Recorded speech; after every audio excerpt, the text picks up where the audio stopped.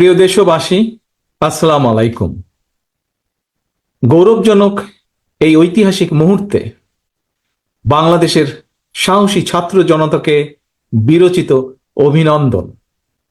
হাজারো শহীদের প্রাণের বিনিময় জনতার ঐতিহাসিক এই বিপ্লবের মধ্যে দিয়ে গণহত্যাকারী খুনি হাসিনার পতন হয়েছে, রাহু মুক্ত হয়েছে আমাদের প্রিয় বাংলাদেশ।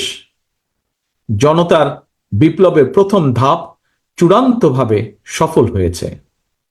লাখো শহীদের প্রাণের বিনিময়ে অর্জিত বাংলাদেশ কখনো পরাজয় মানতে পারে না।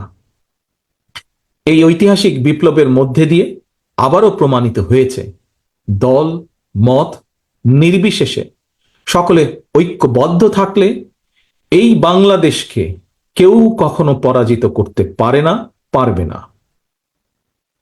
প্রিয় দেশবাসী, বিজয়ের এই ঐতিহাসিক মুহূর্তে আমি আজ সেই সব মায়েদের প্রতি বিনম্র শ্রদ্ধা জানাই, এই গণবিপ্লবে যারা তাদের প্রিয় সন্তানকে হারিয়েছেন।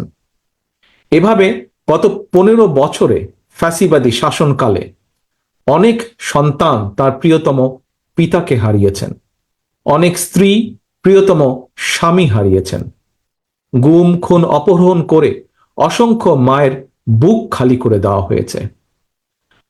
আপনাদের সন্তানের শহীদ মৃত্যু, স্বজনদের ত্যাগ তিতিক্ষায় 2024 সালের 5ই আগস্ট প্রিয় বাংলাদেশ আরেকটি বিজয় দেখেছে।